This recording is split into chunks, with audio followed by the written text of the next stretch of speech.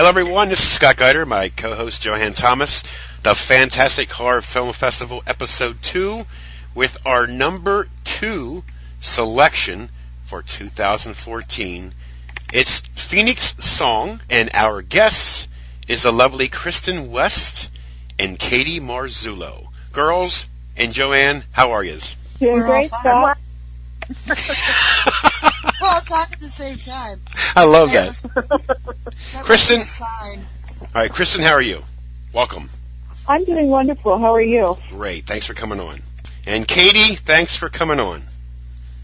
Thank you for having me. No problem. And Joanne, as always, it's just a lovely honor to have you as my co-host. I am one of the co-founders of the Fantastic Horror Film Festival, heavily involved in the selecting of our movies that we're going to be showing, and this particular one is a short. It's not your average horror movie, and although I have seen that it has been in numerous horror film festivals and has been out there a lot of different places. Correct, girls? Yes, it has. Yes, we've been on different continents as well. We in December we were at CineWest in Sydney, Australia, in fact. So we had our international premiere in December. And how did it go over there? I didn't get any feedback. Unfortunately, nobody from the cast or crew was actually able to make it out to Australia during the holidays. Of course. I haven't gotten any direct feedback, but hopefully it was well received. And hopefully one of these days we'll be able to enjoy more international screenings. Well, one thing that I will say about the Aussies, I love their films. Their style of filmmaking is different than ours.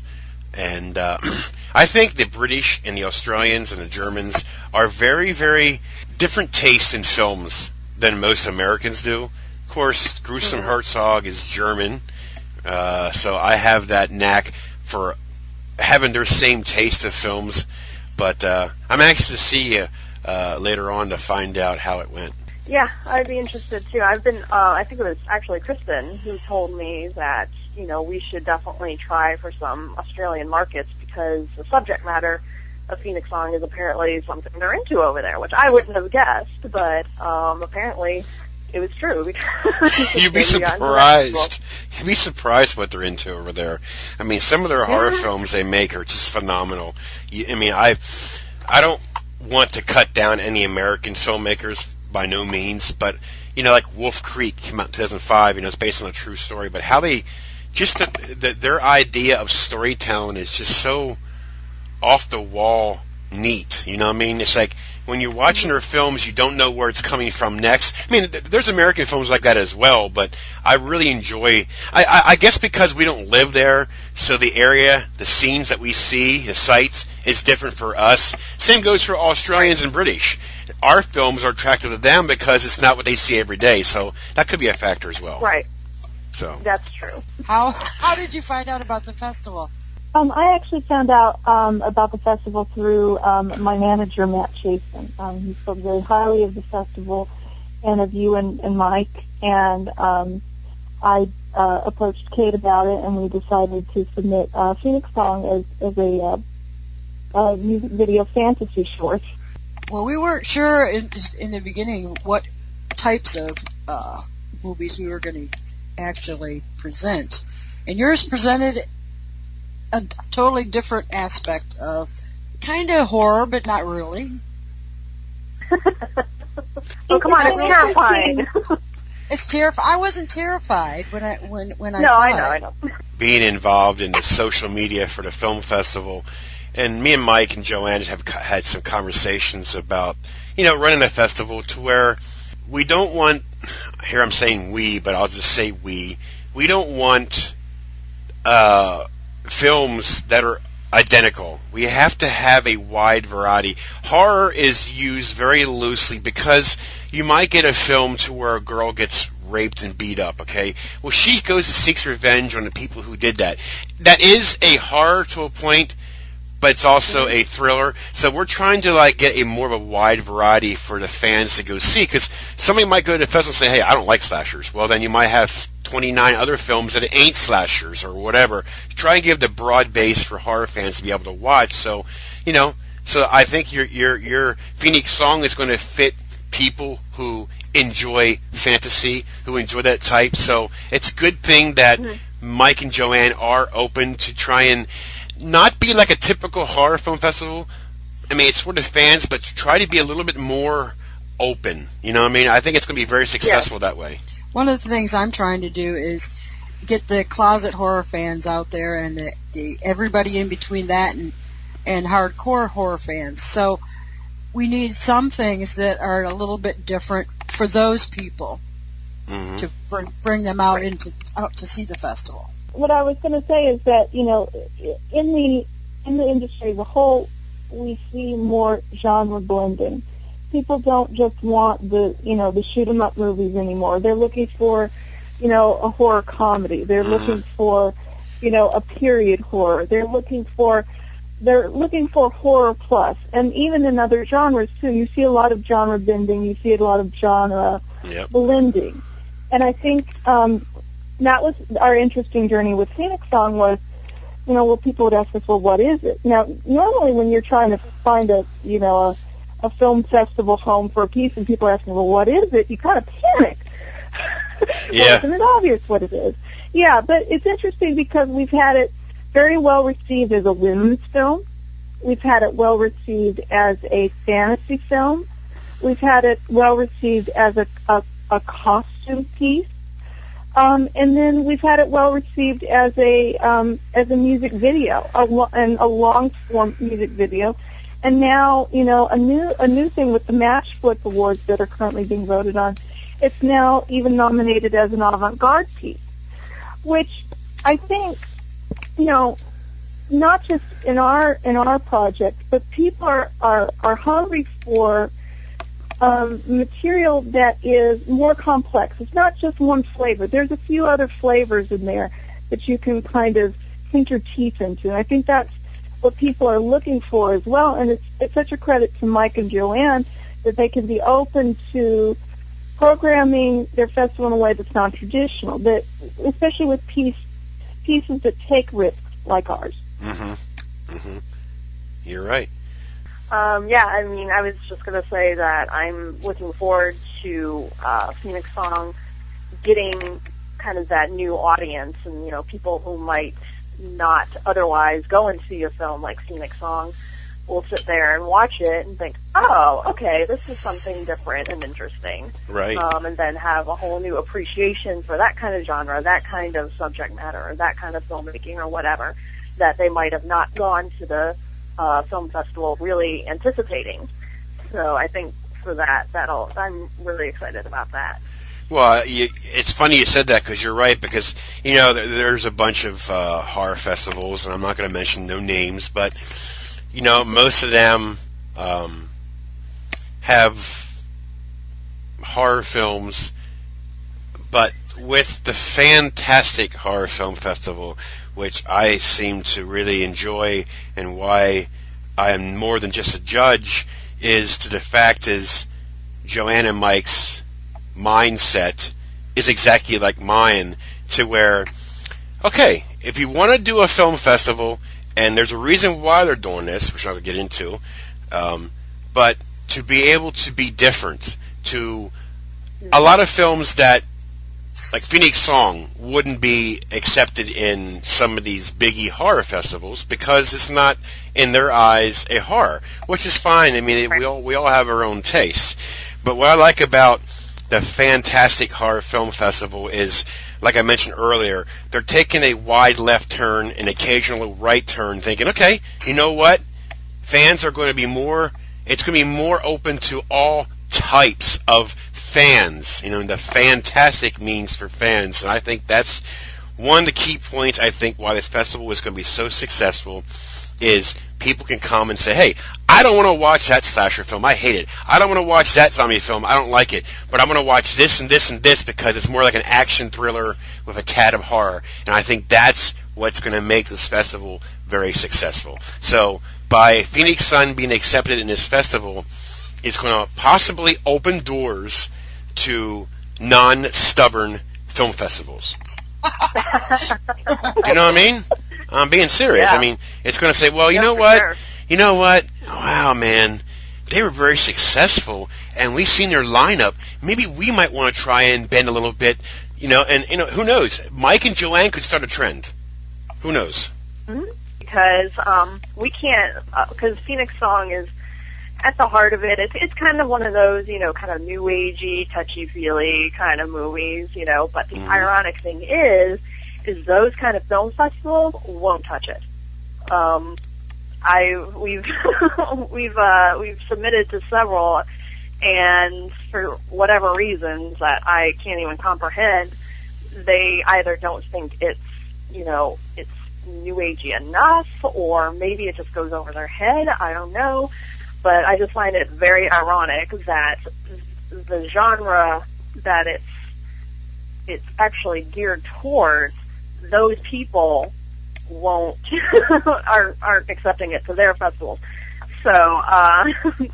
That's kind of sad. So hopefully we'll reach those people. Hopefully it's a fantastic horror film festival.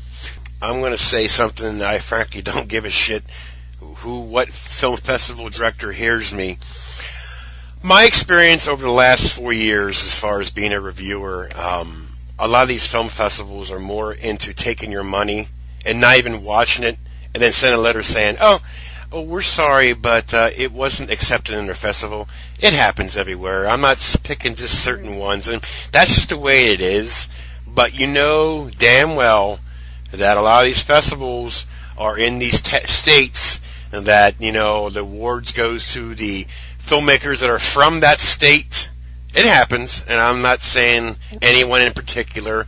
That's why I say it again about the Fantastic Horror Film Festival. It's in California, but we only have one short film that's California-based, and then your Phoenix Song. All the rest of them are in my way in the East Coast. It's very weird. Mm-hmm. Interesting. Which, you know what, it kind of works out better that way, to a point, because people in the East Coast don't get a chance to get their films seen in the West Coast.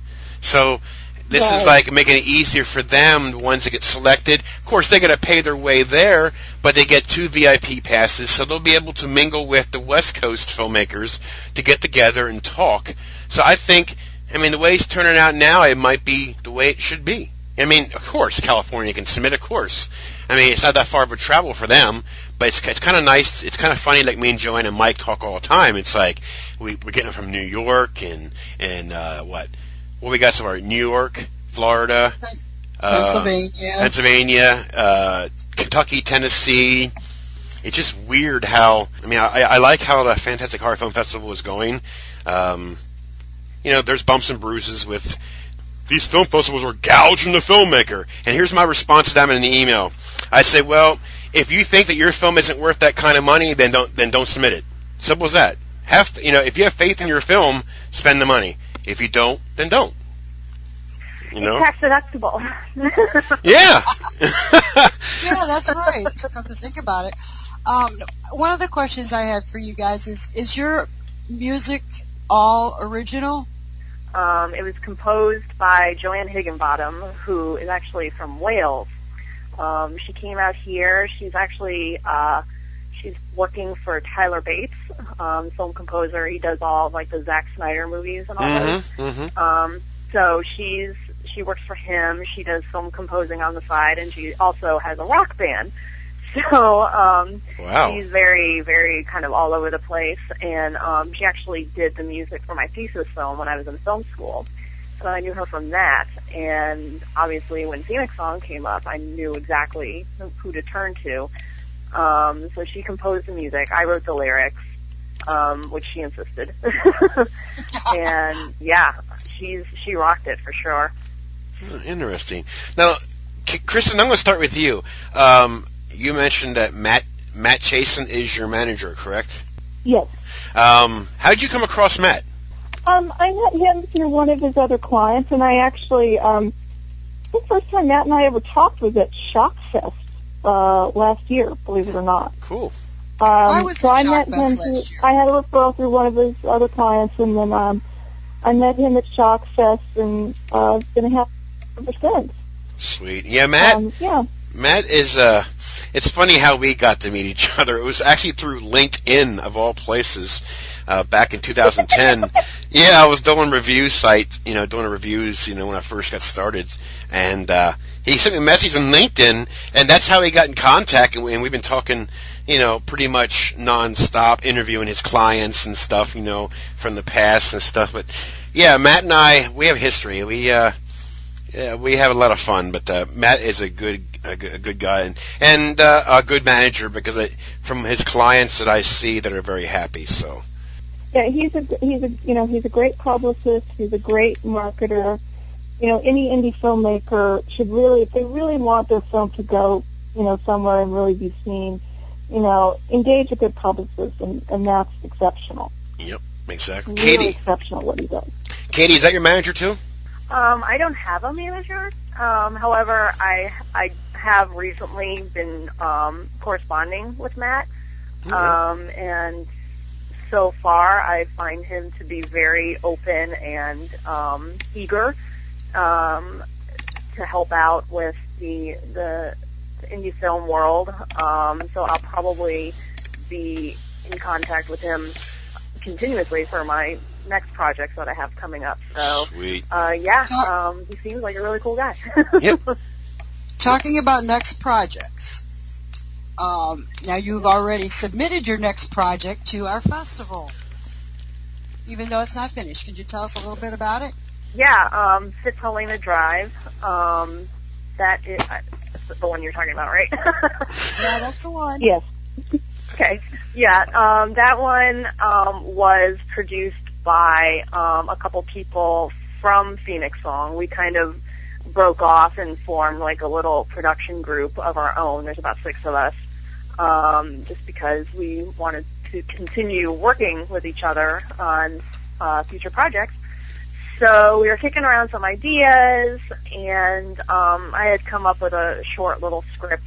I guess this is a spoiler alert, but it's actually a murder mystery. I'll try not to give too much away, but it's a murder mystery that takes place. That's all you have to say. Yeah. Yeah. We don't want everybody to know about it before it gets here. I'm intrigued, though. I'm intrigued. Yeah, it's Hollywood. It has ties to Hollywood, and it's a period piece sort of, and it's a short little, almost, it's not really found footage, but it's kind of like surveillance footage, sort of, that kind of look to it. Now I'm really intrigued. Yeah. So we're nearing a rough cut on that now. It should be done within about a week or so. So in about hopefully in about a month it'll be 100%. Go Katie, go Katie, go Katie, go Katie. So Katie, are you coming down to the festival? Oh, absolutely! I can't wait. Well, see, I know Kristin's going to be here because she's one of our presenters at our awards ceremony. Oh, okay. Yeah, No. I'm very excited about that. I haven't picked out my dress yet. Well, wait till you hear that. Well, we're gonna tell everybody, because a lot of people that are coming haven't ever been to one of these. It's basically semi-formal, not formal, because I don't think that people coming from the East Coast will want to rent tuxedos when they get here. I'm wearing shorts and a shirt. I don't think so. Yes, I am. I'll kick your butt, and that was being nice. Whatever. But the other thing you might want to know is that we are going to be live streaming our award ceremony to Russia. Oh, wow.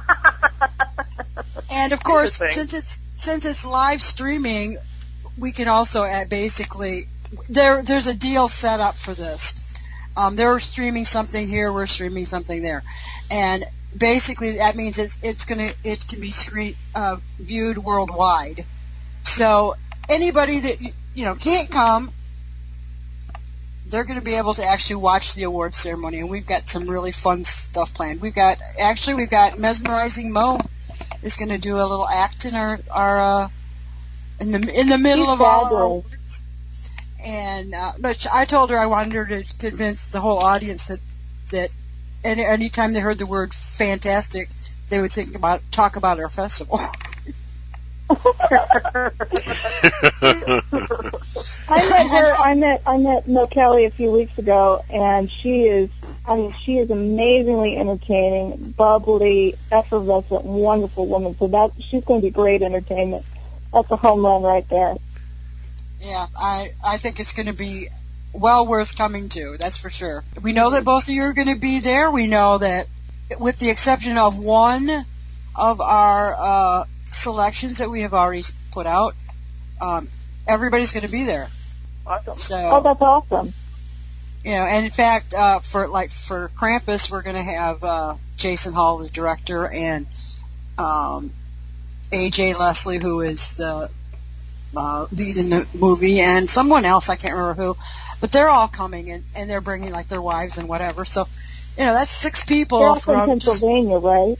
Yeah, from Pennsylvania. Okay. And so all of our filmmakers are really excited about the opportunity to come and meet some of the people out here and have their big West Coast premiere.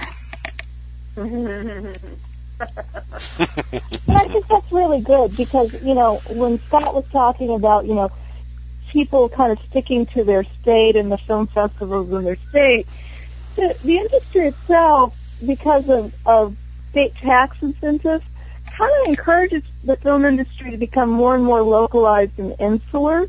You know, people, I know like in Texas, because I grew up in Texas, that, you know, keep the talent in Texas, make the movies in Texas. And that's great. It's wonderful.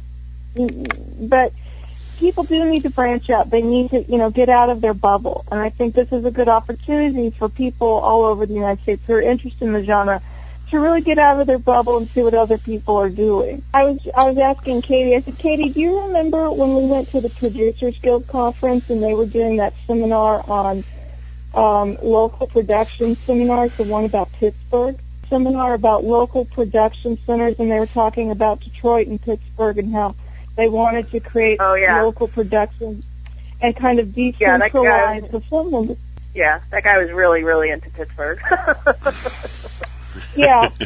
And people, my point is people get like that. They get, you know, they get kind of into their home team and then they don't see the bigger playing field of what's around them.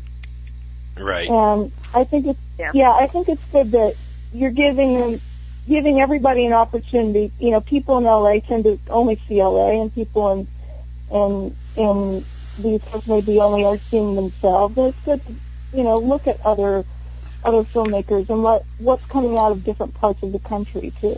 But it'd be my first time in San Diego at least, so we'll see. You know, I'll be there causing havoc, wearing my shorts and the T-shirt. You know. And I'll be walking around behind him with my foot in his ass. Oh, my. Oh. You better be careful. My bodyguard, Lynn Lowry's going to be there, so you better be damn careful. Well, hell, I got my husband and Bill. Oh, your husband? You Bill? Lynn Lowry will kick both of their asses. Okay. So, Kristin, you were in Billy Pond's movie?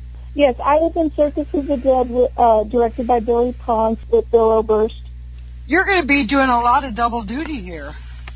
Yeah, I think I'm going to have to grow 2 more heads and probably 2 other sets of arms. You'll have it's okay. fun. I think they'll fully grow in by October if I you know, take my vitamins. But that was fun. That was fun. I got to go to Odessa.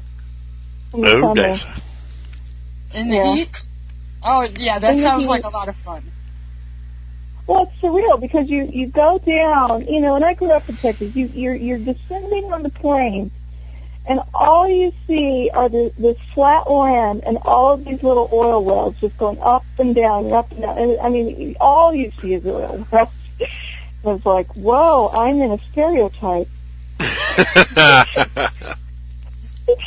And, you know, it was just interesting. But that film has a lot of heart. I mean, it's gruesome, it's brutal, but, you know, the cast and the crew and the local people there that pitched in to really help make that film happen. has and have a lot of heart. So it's going to be cool to see how that turns out. I find that most people that I have met who are into horror actually do have a big heart. They're very caring people, and they care about each other and the industry in itself for the most part. And that's really a good thing. It's like a one big family. And everybody coming here, they're going to add people to their families. Exactly. Yeah, and that, I think that's what it's about. And like real networking, not like, oh, can you work hard? Like really connecting with people. That's one of the things, too, is I think taking people out of the LA fishbowl, is a good idea, because then people have less of a veneer about them, a little less plastic. And San Diego, it's a relaxed, cool, chill kind of town, and people can really, connect. And I think that's one of the great things, too, is, that I think this festival can really create a vibe where people can really genuinely connect and collaborate with each other and not feel that I don't know what to call it, really. I mean, LA has a culture that's very, very flash and sometimes not so much substance. And I think it's going to be good for people to get out of that and just really talk about making art and making horror and, scaring the crap out of each other. I think that's an important part, too. And not being on Facebook. Just think about that. Exactly. I've made a lot of connections through Facebook, but it's not the same as talking to someone on the phone or meeting them in person and finding that you have something in common and you can sit down and talk about that, and then it leads to another conversation, another one, and before you know it, you're best friends, Exactly. Hey, Katie, there's a short film that you directed called Minette in 2010. What's that all about? That was my thesis film for film school. Okay. It was based on a true story, a true woman who lived, the Duchess of Orleans of France. She was the sister-in-law of Louis XIV. She was married to his brother, unfortunately for her. And it's another little sort of long-form music video, just kind of based on a specific incident where a courtier was sort of wooing her and how she was interested, but she had her duty and she was married to this asshole. So, it was kind of that whole dilemma. And those characters actually show up again in Phoenix Song. So, seems to be kind of an Easter egg. I think I'm probably going to have to put them somewhere in my next films or whatever. I think it's going to become a motif. Now, is that available to be seen? What's that? Is that available to be watched anywhere? Yes, that's on YouTube. It's on Vimeo. It's sweet. All over. I'll check it out. It's out there. Yeah, and again, that was also composed by Joanne Higginbottom, who also did the music for Phoenix Song. It looks interesting. Yeah, it was good times. Now you Very also expensive. Yeah, you directed a TV series, Miracle Mile Girls. That's how Kate and I first met each other. Yeah, that's how Kate and I first met each other. It was a web series that had an incarnation of a short film that was actually at Con Short Film Corner. Was it 3 years ago, Kate? Time flies by. I think it was about 3 years ago. And it's basically about a actress in Hollywood who is struggling to find a roommate and has all of these obstacles and challenges. It's very much an LA local kind of story, but we had a lot of fun doing that, and that's how Kate and I got connected, actually, was through that project. She directed it. I was the line producer on that project and also acted in it. Oh, cool. So. Right. Well, I always thought to myself, even before I came out here, that I wasn't going to be one of those people that, cast the same people or works with all the same people, blah, blah, blah. But once you're actually out here and you're doing it, it becomes hard, not because, you're lazy or just because, oh, I know what that person can do. What it really comes down to is who you can trust. And chemistry. And, yeah, and I've found that, in my case anyway, there's only like a small handful of people that I know not only can they do the job, but I know I can count on them to follow through. You know what I mean? Right. So if I'm in my head choosing between two actors and one might be more right for the role, but that person is like impossible to get a hold of, right, I'm going to go for the person that I know is actually going to show up. You know what I mean? Right, even if they're not as right for the role. So for me, it's kind of, there are a whole bunch of different factors involved. Right. And a lot of times I will lean more towards accountability and enthusiasm than whether or not they're like perfect for the role. Right. So that's something as a director that I have to consider. Sure. I think that's also attests to the value of referrals, because with some of our work with Phoenix Chronicles, which Fifth Point in the Drive came out of, and we have a few other shorts there too. Some of the actors we brought in, we had a friend of a friend doing the acting, and that's great. So another important part too with the trust and the reliability is just making good friendships and having people who will refer you to someone else. It is very much referral based industry. Yep. Mm-hmm. Well, I'm going to touch on one more short film, Kristin, and Execs in Charge in 2013. Tell listeners exactly what that's about. That's an interesting short. It's basically about two executives, very snotty, yuppie, record company executives who are basically sitting there kind of over imbibing and really judging this poor indie guitarist girl on stage and just really ripping her apart. And really, the issue is they're both so devoid of passion and talent that all they can do is tear other people apart. It's a sort of a sarcasm-based piece. It's kind of a commentary on the artistic culture that we're in here. But it was an interesting thing for me to act, because I kind of know what it's like to be that person playing the guitar and putting it all out there, and maybe not hitting every note, maybe not as much polish as I like, but I also know what it's like to kind of sit and look at other people's work and go, Right. So, yeah, it's a very kind of dry, dark comedy, I would say. Now, is that available anywhere? Do you know of? Are we still in the editing room on that, Katie? I'm not sure. I have no idea. But, okay, so we had the director that the writer director is still probably in the editing room on that one. That one I would anticipate that one should be out by spring. Yeah, I'm interested in seeing it. So. Okay. Yep. Wow. Girls, tell her to open her damn mouth. Go ahead, say it. I talk. I'm interested in what other people say. Oh, I get you. And you're my bull. You're the biggest bully in my life, so How am I a bully? Listen to you. Do you listen to yourself? Now I'm going to start crying. Oh God. Anyways. Just ignore him. Oh, they have been. What are you talking about? Can't do an interview for annoying him. Anyways, I'll let Joanne talk in a few seconds, but I just want to say right now, I want to thank you girls for coming on.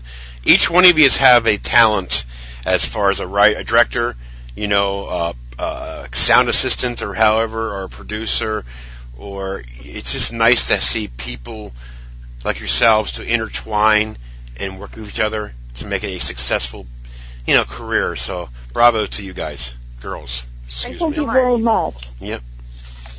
Well, I agree with Scott. I think that you guys are doing some good work, and we are really glad to be showing your film.